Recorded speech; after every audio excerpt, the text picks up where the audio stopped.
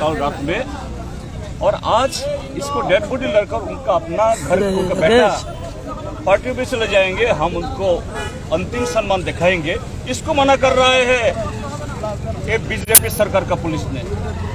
ये है आज त्रिपुरा का जो स्थिति बर्बरा तक कहाँ गया है, अनसिविलाइजेशन, that cruelty, how they are demonstrating today before this country.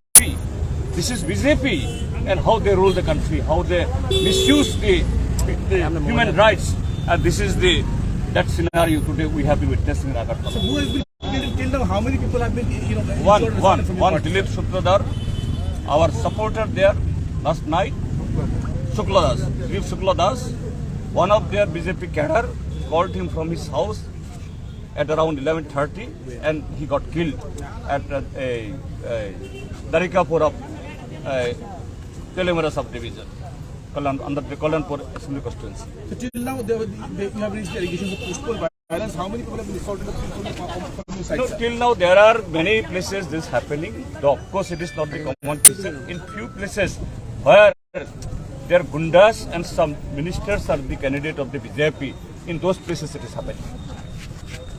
Okay.